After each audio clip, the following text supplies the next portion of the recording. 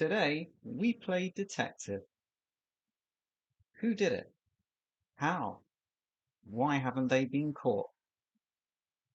We look at three cases in particular as we try and understand what is the appeal of an unsolved crime mystery.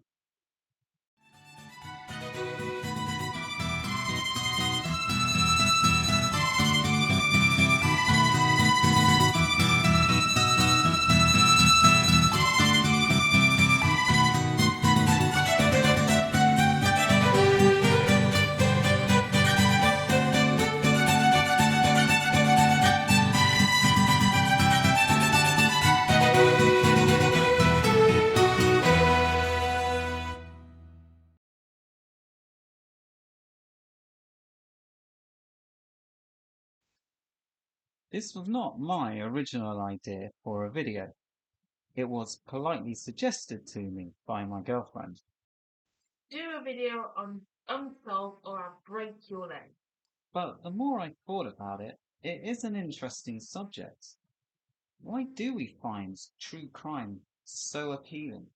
YouTube has dozens of channels devoted to the subject, and unlike most subjects I cover, it's very much a female-led topic. Not just in terms of the content creators, but even delve below the line, you'll see most of the comments come from women. As men, we still tend to think of women as sugar and spice and all things nice. But we couldn't be more wrong. Just take a look at a cover of a women's magazine. Women, it seems, are very much drawn towards the brutal and horrific. Why this is, I wouldn't like to hazard a guess, but I have left a link in the description of an article by Eden Gordon that details some of the likely contributing factors. For a more general understanding, we're going to look at one of the most famous unsolved cases in all history, the case of D.B. Cooper. So in 1971, a man giving the name of Dan Cooper, the D.B. part is actually a mistake by an over-enthusiastic journalist, who boarded a flight from Portland, Oregon to Seattle, Washington. Note the curve in that flight path that offers. Mid-flight, he called over a flight attendant and told her he had a bomb in his briefcase. He demanded $200,000 in $20 bills and 4 parachutes when they landed.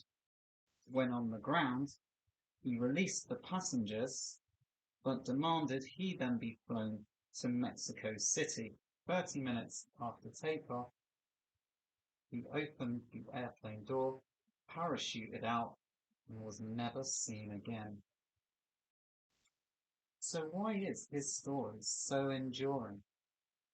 Well, let's compare his story with that of Richard McCoy. McCoy, who was a suspect in the Cooper case before being ruled out by the FBI, carried out a near identical hijacking and received a ransom of $500,000. So why is Cooper famous but McCoy isn't? Is it just that Cooper got there first? Well, not necessarily. Captain Scott, for example, is arguably more famous than Roald Amundsen, who actually reached the South Pole first. But I'd say the real difference between the two is McCoy got caught. Cooper didn't. The FBI has a 40-foot high case file on D.B. Cooper. There is a pleasure to not knowing something. It stirs in us a desire to learn more. Who was he? Where is he? Did he survive the jump? Some of the money was found washed up by a river years later, but where is the rest of it? It's never been traced, and we may never find out what truly happened. unless you're a Marvel fan, of course. Another thing about Unsolved is it can get our creative juices flowing. To demonstrate this, let's look at the case of Joan Risch. Joan Risch was a seemingly ordinary 1960s housewife, but then on the 24th of October 1961, she mysteriously disappeared. Blood was found smeared on the walls and floors of her house, and a blue car had been seen parked outside. A woman matching Joan's description was then seen walking down the road, clutching at her stomach with blood running down her legs. She's then believed to have gotten into a car, and that's the last we know. From this information, I can construct a narrative as to what could have happened. Joan had been having an affair. She got pregnant. The car belonged to an abortionist, but it went wrong. In her confused state, Joan was trying to make it to a hospital, but then she was picked up by the abortionist, fearful she might tell the authorities what had happened, and then it is likely she would have bled out in the car. Now, I'm not saying this is definitely what happened.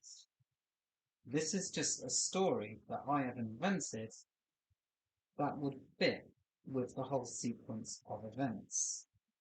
But the fun doesn't just come from being able to create a narrative.